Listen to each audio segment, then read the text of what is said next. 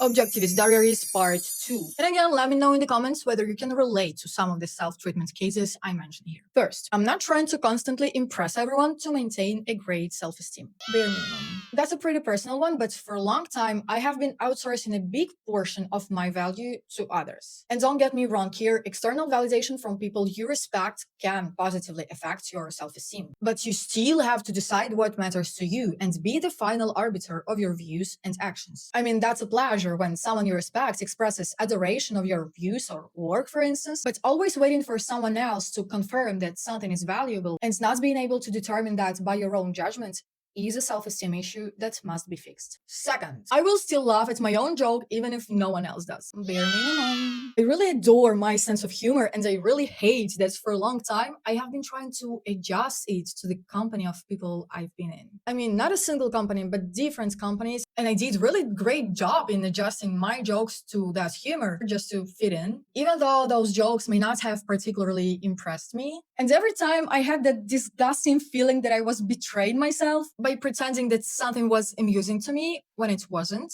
So I'm proud that I fully stopped doing that. I'm saying only the jokes that I can genuinely laugh at. I like that. That's also very liberating. So bare minimum. 3. Things are getting a bit worse. In case of failure, I talk to myself with the same care I talk to my dearest people. Princess treatment. When someone I love fails at something, I don't automatically equate that single failure with their identity. I wouldn't let someone spiral about one mistake until they cross each of their achievements, but I still haven't learned to always extend the same approach to myself. My internal voice that happens immediately after some mistake is way harsher and tends to immediately associate a single failure with failing identity. After analysis, I'm friends with myself again. But that instant, overly harsh and overly critical reaction must be fixed. Okay, the last one for today is that I recognize that my emotions are not the final arbiter in any evaluation. Bare minimum. That circles back to the previous point, right? Though emotions can be lightning fast and reasoning can be way slower, I notice when my emotional state tries to write conclusions for me. A phrase I've heard recently and that has been sitting with me since is between rational and emotional faculties, only one can consider both. And I'd rather trust the one that can see a full picture. The emotional faculty cannot evaluate the rational one, but the rational can evaluate the emotional. I used to trust my emotions enormously, letting them write conclusions about myself and the world.